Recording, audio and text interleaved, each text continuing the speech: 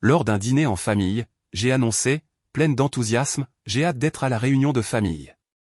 Mon frère, Christophe, 22 ans, étudiant en commerce à Paris, a ricané, tu n'es pas invité. C'est pour la vraie famille. Tout le monde a ri. J'ai simplement souri, un sourire figé, et je suis parti. 4 jours plus tard, mon père, Marc, 55 ans, gérant d'une petite librairie, a essayé de retirer 2200 € de notre compte commun. J'ai envoyé une capture d'écran à son téléphone, paiement refusé. Ça doit être cette politique réservée à la vraie famille. 2 jours plus tard, j'ai entendu des coups violents à ma porte d'appartement, dans le 14e arrondissement. Je ne crois pas avoir jamais été aussi furieuse contre eux. À l'origine, il était prévu que je sois là, à cette réunion de famille. C'était moi, Clara, 28 ans, avocate à Paris, qui avait aidé ma mère, Hélène, 53 ans, à trouver le gîte de groupe en Provence. J'avais appelé plusieurs endroits, confirmé la date qui convenait à tout le monde, y compris les cours de Christophe à la fac et l'emploi du temps de ma sœur, Léa, 25 ans, qui travaillait comme designer graphique en freelance. J'avais même envoyé un acompte pour réserver l'endroit. Personne n'avait protesté, personne n'avait hésité. Il était entendu que je serais là parce que je fais partie de la famille. Du moins, c'est ce que je pensais. Puis, les semaines ont passé. La discussion de groupe sur WhatsApp est devenue silencieuse. J'ai demandé 2 fois si le plan était toujours d'actualité. Personne n'a répondu. Léa m'a laissé en vue. Maman a répondu par un seul pouce levé, et rien d'autre. J'ai supposé que le projet était annulé, qu'ils avaient changé d'avis ou que le gîte n'était plus disponible. Puis, nous avons dîné. Ma sœur est venue avec Julien, son petit ami depuis 6 mois, ce qui signifiait toujours que maman ferait son fameux gratin dauphinois. Je suis arrivé avec une bonne bouteille de vin, comme d'habitude. J'ai même proposé de payer l'addition des courses une fois de plus en chemin. Non pas que quelqu'un me le demande un jour, il supposait juste que je le ferais. Tout le monde agissait normalement, comme s'il ne m'excluait pas activement d'un voyage que j'avais aidé à organiser. À mi-chemin du dîner, j'ai abordé le sujet. Alors, c'est quand la réunion de famille ? Je n'ai jamais su si c'était toujours d'actualité. Christophe n'a même pas fait semblant d'être confus. Il m'a regardé droit dans les yeux, a souri d'un air suffisant et a dit, « Tu n'es pas invité. C'est pour la vraie famille. » Ils ont tous ri. Pas des petits gloussements gênés, mais des rires francs, avec les épaules qui bougeaient. Julien a eu un rire discret et un peu mal à l'aise, comme s'il n'était pas sûr que ce soit approprié, mais ne voulait pas être le seul à ne pas rire. Léa a souri et a baissé les yeux sur son assiette. Maman a continué à mâcher. Papa a reniflé et a marmonné quelque chose que je n'ai pas pu entendre. J'ai souri aussi, non pas parce que c'était drôle, mais parce que je savais à cet instant qu'ils avaient fait un choix. Je n'ai pas argumenté. Je me suis simplement levé, j'ai plié ma serviette et j'ai laissé mon assiette à moitié pleine sur la table. 4 jours plus tard, papa a essayé de retirer 2200 € du compte d'urgence commun. Celui que j'avais ouvert quand les factures d'hôpital de maman avaient commencé à s'accumuler. J'étais la seule à y mettre de l'argent depuis 3 ans. Il l'avait utilisé pour des réparations de voitures, pour les manuels de Léa à l'école d'art, même pour le loyer en retard de Christophe une fois. Personne n'avait jamais dit merci. Personne n'en avait jamais parlé. Le paiement a été refusé. J'ai envoyé la capture d'écran directement à papa, avec la légende « Paiement refusé ». Ça doit être cette politique et vraie famille. Puis j'ai désactivé les notifications et j'ai continué ma journée. 2 jours plus tard, je me brossais les dents quand j'ai entendu des coups violents à la porte d'entrée. Pas des coups doux, mais des coups forts, répétés, comme si quelqu'un essayait de forcer la porte. Il était 8h42 du matin. J'ai marché jusqu'à la porte et j'ai regardé par le Judas. Ils étaient là. Papa, maman et Christophe. Papa avait l'air de vouloir enfoncer la porte. Christophe faisait les 100 pas derrière lui. Maman restait là, avec ce visage vide de victime qu'elle affichait toujours quand les choses ne se passaient pas comme elle le voulait. Je n'ai pas ouvert tout de suite. Je suis resté là, à les fixer. Puis j'ai souri à nouveau, exactement comme au dîner, parce que je savais déjà que ce serait le début de quelque chose que je ne regretterais pas.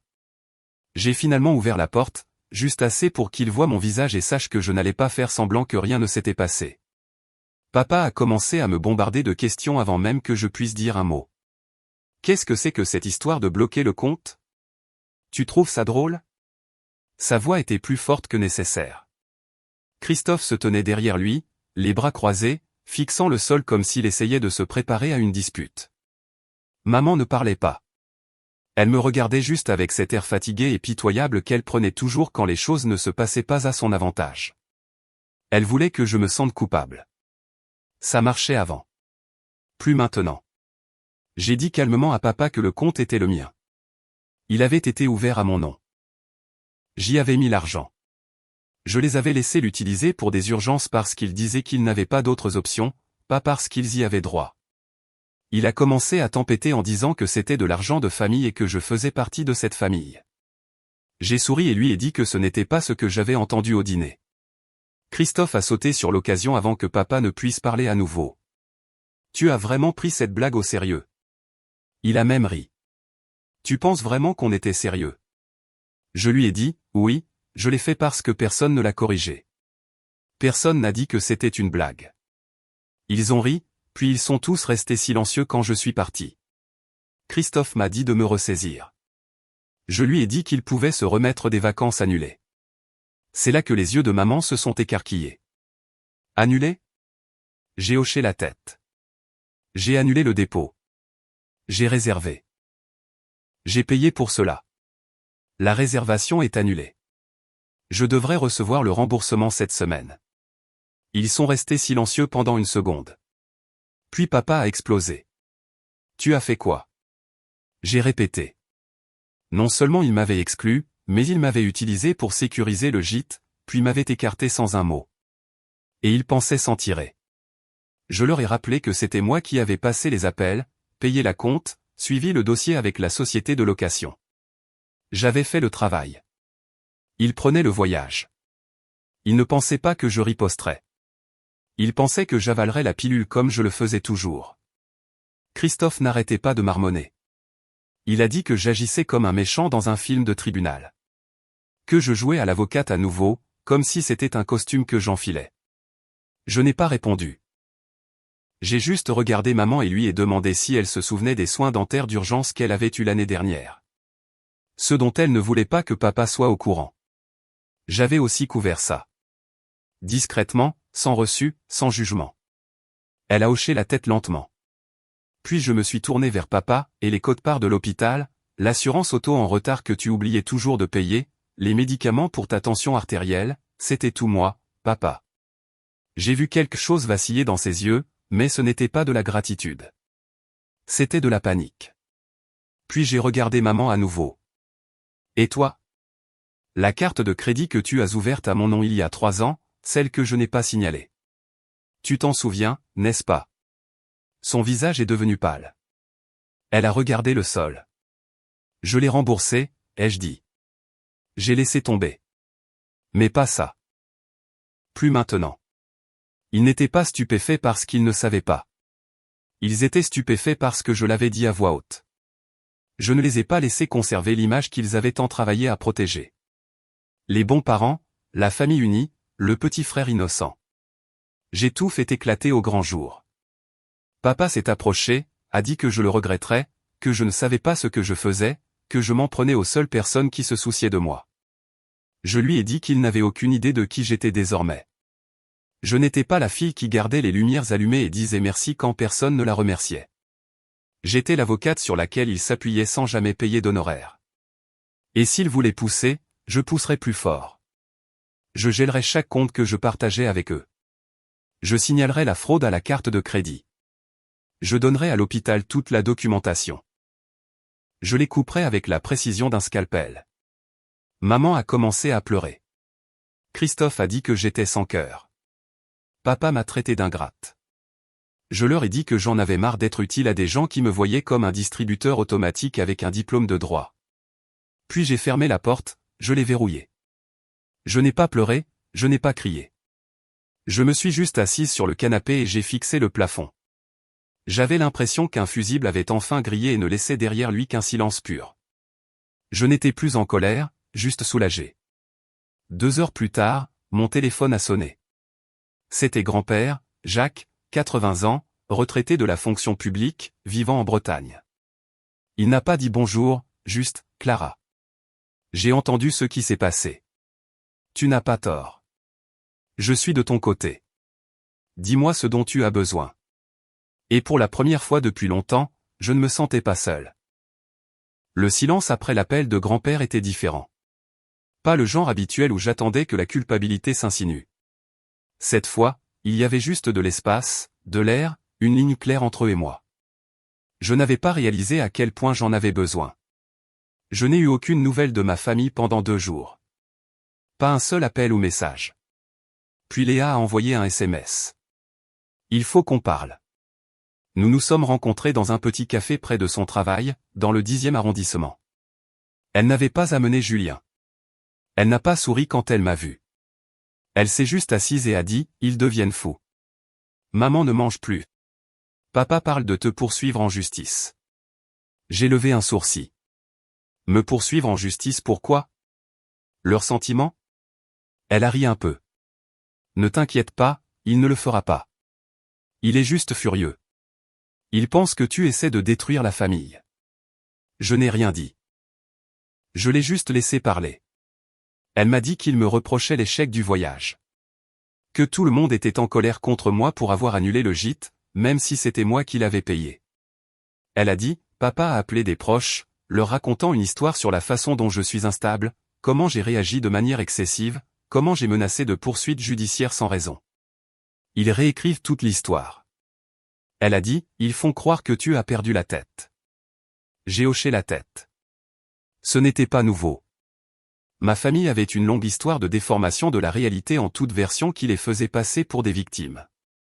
Puis elle a fait une pause, a baissé les yeux et a dit quelque chose que je n'attendais pas, je crois qu'ils se mentent à eux-mêmes. Je l'ai regardée. Elle n'a pas rencontré mon regard. Elle a dit qu'elle avait recommencé à tout passer en revue, combien de fois je les avais couverts, à quelle fréquence je les avais tirés d'affaire. Elle s'est souvenue de la nuit où j'étais resté aux urgences avec maman jusqu'à 3 heures du matin parce que personne d'autre n'avait pu se déranger. Elle s'est souvenue comment je lui avais donné de l'argent quand elle avait perdu son emploi et ne lui avais jamais demandé de le rembourser. Comment je l'avais aidé à réécrire son CV, à s'entraîner pour les entretiens, même à lui acheter une nouvelle tenue pour celui qu'elle avait décroché. Elle a commencé à pleurer doucement. Pas de scène, juste le genre de larmes qui venait de quelque chose qui se brisait après avoir été retenu trop longtemps. Je crois que je veux partir, a-t-elle dit. Je ne veux pas être comme eux. Je ne savais pas quoi dire au début. C'était la même sœur qui riait pendant que Christophe faisait cette blague sur la vraie famille. La même sœur qui avait ignoré mes messages quand je posais des questions sur le voyage. Mais maintenant elle le voyait enfin. Je lui ai demandé où elle irait. Elle a dit qu'elle avait une amie à Lyon qui lui avait offert une chambre pour quelques mois. Elle voulait déménager. Recommencer à zéro. Elle n'avait juste pas l'argent pour partir. Elle a dit qu'elle était bloquée. J'ai ouvert mon sac, sorti mon chéquier et écrit un chèque de 6 500 €. Je l'ai fait glisser sur la table. Elle l'a regardé comme s'il était radioactif. J'ai dit, sans condition. Va-t'en juste. Elle m'a finalement regardé, les yeux rouges. Pourquoi tu m'aides? Parce que tu dis enfin la vérité. Elle a hoché la tête, plié le chèque et le a rangé dans son sac sans un mot de plus. Cette nuit-là, la rumeur a commencé. J'ai reçu un appel de tante Sophie, me demandant pourquoi je me coupais de la famille. Elle a dit qu'elle avait entendu dire que je traversais quelque chose et a suggéré que je vienne prendre le thé pour en parler. Je lui ai dit que j'allais bien, que si elle voulait la vraie histoire, elle pouvait me la demander à moi, pas à maman ou papa. Je voyais déjà comment cela allait se passer. Il me dépeindrait comme instable, ingrate, la fille prodigue qui avait tourné le dos aux personnes qui l'avaient élevée. Mais je m'en fichais parce que pour une fois, c'était eux qui s'efforçaient de contrôler l'histoire, et je ne jouais plus le jeu. Le week-end, la campagne de diffamation battait son plein. J'étais devenue la méchante dans leur récit. Clara l'égoïste, celle qui avait perdu la tête pour une blague et menaçait sa famille de poursuite. Maman disait aux gens que j'étais dangereuse maintenant. Papa racontait à des proches éloignés que j'étais accro au pouvoir, que j'avais été changé par l'argent et l'orgueil. Rien de tout cela ne m'a surprise, mais ce qui m'a surprise, c'est l'email que j'ai reçu de mon ancienne amie de lycée, Elodie. Objet, et, tout va bien avec tes parents. Elle a inclus des captures d'écran, de longs messages de ma mère. Apparemment, elle avait contacté Élodie, à qui elle n'avait pas parlé depuis au moins 5 ans, pour lui demander d'aider Clara à se souvenir de qui elle était. Elle a dit à Élodie que je dégringolais, m'a accusé de couper les ponts avec tous ceux qui m'aimaient. Elle a même joint une photo de moi adolescente souriant lors d'un séjour en colonie de vacances, comme si c'était la preuve que j'étais normal avant. J'ai transféré l'email à Léa avec une seule phrase. Ça commence. Léa a répondu 5 minutes plus tard. Je suis tellement désolé. Ils perdent le contrôle. Ils ne savent plus quoi faire. Elle avait raison. Leur comportement n'était pas seulement mesquin.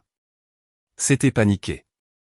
Ils avaient toujours compté sur moi pour être la silencieuse, la responsable, celle qui ne se manifesterait pas, peu importe à quel point ils me traitaient mal. Quand j'ai cessé de jouer ce rôle, ils ne savaient plus qui ils étaient. Puis, quelque chose s'est produit que je n'avais pas vu venir. Christophe m'a envoyé un SMS. Pas des excuses, pas un plaidoyer, juste, il faut qu'on parle. Urgent. D'abord, je l'ai ignoré, mais il a continué à m'envoyer des messages. A appelé 2 fois, puis encore. Finalement, j'ai répondu, prête à le rembarrer. Mais il n'a pas crié. Il ne s'est pas moqué de moi. Il avait l'air effrayé. Quelqu'un a utilisé tes informations, Clara. Ton ancienne adresse, ton email. J'ai reçu une alerte de fraude liée à ton nom. Je crois que maman a encore utilisé ton nom pour une ligne de crédit. Je n'ai pas répondu tout de suite. Puis il a dit, j'ai vérifié le courrier chez eux. Il y a une facture de 3200 € à ton nom d'une bijouterie. Elle est datée du mois dernier. Une bijouterie. Je n'avais pas acheté de bijoux depuis des années. Je l'ai remercié, puis j'ai raccroché et j'ai appelé ma banque. Ils ont confirmé que l'activité était suspecte. Puis j'ai appelé le magasin. Ils ont dit que la personne qui avait fait l'achat avait utilisé mon nom et mon numéro d'identité, l'adresse de livraison était la maison de mes parents. Donc maintenant, ce n'était plus seulement une trahison. C'était criminel. Et ce n'était pas ancien. C'était actuel. Ce n'était pas quelque chose qu'ils avaient fait il y a des années quand les temps étaient durs. Ils l'avaient fait il y a quelques semaines après m'avoir exclu de la réunion. Après s'être moqué de moi, je me suis assise sur mon canapé, tremblante. Non pas de peur, mais de la sérénité que je ressentais. Ils n'avaient pas seulement essayé de m'humilier. Ils avaient essayé de m'utiliser. Sauf que cette fois, ils avaient laissé des traces. Le lendemain matin, je suis entré dans mon bureau, j'ai fermé la porte et j'ai rédigé la première lettre. Elle était courte. À qui de droit, je signale une transaction frauduleuse effectuée en mon nom le date au nom du magasin sans mon consentement ni ma connaissance. Je suis prête à poursuivre cette affaire légalement et dispose de documents à l'appui. Et puis j'ai ajouté les mots qui ont tout changé. Le principal suspect est un membre de ma famille ayant des antécédents d'utilisation non autorisée de mon identité. Cette fois, il n'allait pas s'en tirer sans conséquence. Ils avaient dépassé les bornes et maintenant, je prenais pleinement ma place. La lettre n'était que le début. Le lundi matin, le rapport de fraude a été officiellement déposé. J'ai envoyé par email une copie numérisée du document à la Banque de France, au magasin et à mon ami avocat, Nathan, qui me devait une faveur de la faculté de droit. En quelques heures, j'ai eu la confirmation qu'une enquête était en cours et que tous les regards étaient tournés vers l'adresse de livraison, la maison de mes parents. Je n'ai prévenu personne de la famille. Pas au début. Je voulais qu'ils le sentent. Je voulais que le silence s'étire suffisamment longtemps pour que le coup de grâce arrive quand il s'y attendait le moins. Le premier signe de faiblesse est venu de Léa. Elle m'a appelé tard ce soir-là, en chuchotant. Elle a dit que maman avait été au téléphone toute la journée et que papa agissait étrangement. Quelqu'un de la banque avait appelé pour demander de vérifier un compte. Léa ne connaissait pas les détails, mais elle savait que quelque chose n'allait pas. Puis elle a dit, ils ont peur, Clara. Vraiment peur. Je crois qu'ils savent que quelque chose arrive. Je lui ai dit que quelque chose arrivait. Elle m'a demandé si j'étais sérieuse à propos des poursuites. J'ai dit que je ne bluffais pas. Et puis, étonnamment, elle n'a pas essayé de m'arrêter. Je comprends, a-t-elle dit. Vraiment. 2 jours plus tard, les appels ont commencé. D'abord de maman, puis de papa, puis de tante Sophie, puis de Christophe. Aucun d'eux n'a laissé de message vocal. Juste des appels manqués encore et encore. Puis finalement, on a frappé à ma porte. J'ai vérifié la caméra avant d'ouvrir. C'étaient les 4. Maman, papa, Christophe, et même tante Sophie, qui avaient dû venir de province. Ils avaient l'air épuisés, comme s'ils n'avaient pas dormi, mais leur visage n'était pas désolé. Ils étaient tendus, en colère, comme si je les avais trahis. J'ai ouvert la porte juste assez pour qu'il soit clair que je ne les invitais pas à entrer. Papa a parlé le premier. « Tu es vraiment allé voir la police ?» Je n'ai pas répondu. Il savait que oui. Maman a sauté sur l'occasion, le coupant, essayant de me culpabiliser. Nous ne voulions pas que les choses aillent si loin. Nous étions sous stress, Clara. Des pressions financières. Nous pensions que tu comprendrais. Non, les jeux interrompus. Vous pensiez que je resterais silencieuse encore une fois. Christophe a dit que j'exagérais des choses qui n'avaient pas besoin de l'être, que personne n'avait été blessé. Je lui ai demandé si utiliser l'identité de quelqu'un pour acheter pour 3200 € de bijoux n'était rien. Si faire semblant de s'en soucier tout en poignardant dans le dos était normal. C'est là que papa a craqué. Il a fait un pas en avant comme s'il allait me sauter au visage et a dit quelque chose sur le fait que je ruinais la famille. Comment je tournais le dos à mon propre sang. Je lui ai dit qu'il avait 5 secondes pour reculer ou que je déposerais également une plainte pour harcèlement. Il s'est arrêté, puis quelque chose s'est produit qui a pris tout le monde au dépourvu. Une voiture s'est garée délibérément dans l'allée. C'était grand-père. Il est sorti sans regarder aucun d'eux, a marché droit jusqu'au porche et s'est tenu à côté de moi. Je pensais avoir été clair, a-t-il dit.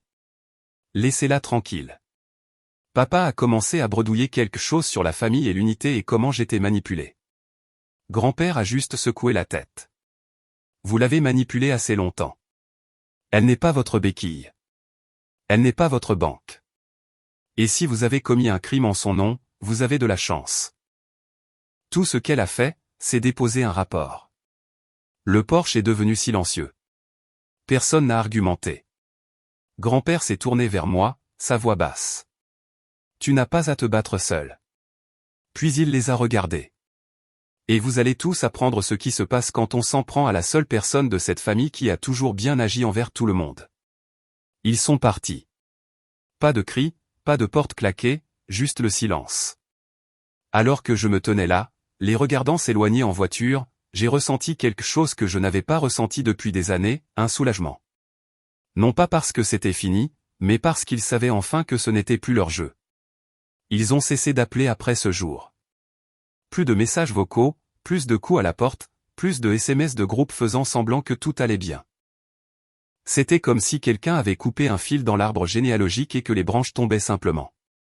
Je ne les ai pas poursuivis. Je n'ai pas pris de leurs nouvelles. J'ai continué d'avancer.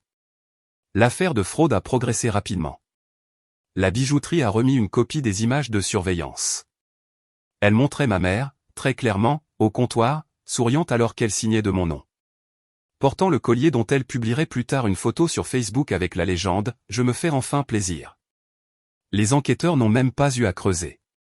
Les accusations ont été abandonnées à ma demande. Je n'avais aucun intérêt à la voir traîner devant les tribunaux. Ce n'était plus le but. Ils avaient besoin d'un électrochoc, et ils l'ont eu. À partir de ce jour, ils ont connu les limites. J'avais tracé une ligne, et je ne la franchirai plus. Léa a quitté la ville une semaine plus tard. Elle a utilisé l'argent que je lui avais donné pour emménager dans une colocation à Lyon. Elle m'a envoyé une photo de sa petite chambre et une note de remerciement. Elle a dit qu'elle n'avait pas respiré comme ça depuis des années. Je lui ai dit de me faire savoir si elle avait besoin d'aide pour s'installer, mais de ne pas se sentir obligée de me donner des nouvelles. Elle a dit, je ne fais pas ça pour rester dans tes bonnes grâces. Je le fais parce que je veux enfin quelque chose de réel. Nous ne nous sommes pas reparlés depuis, et cela me semble juste, non pas par colère, juste par paix. Puis le dernier acte est venu. Mes parents ont commencé à dire à tous ceux qui voulaient bien les écouter que j'avais déchiré la famille, que j'avais manipulé grand-père, que j'avais endoctriné Léa et empoisonné Christophe. Ils ont dit aux voisins que j'étais instable, une honte, ingrate. Quelqu'un de l'église m'a envoyé une capture d'écran d'un message de groupe de prière que ma mère avait écrit. Priez pour Clara. Elle a perdu son chemin et essaie de nous détruire. Je n'ai pas répondu. Je n'ai pas corrigé l'histoire parce que la vérité n'avait plus besoin d'être défendue.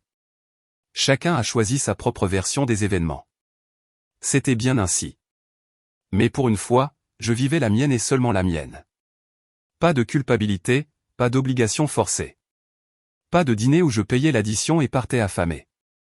Pas de loyauté envers des gens qui me voyaient comme une commodité jusqu'à ce que je rende les choses compliquées. Christophe n'a jamais présenté d'excuses.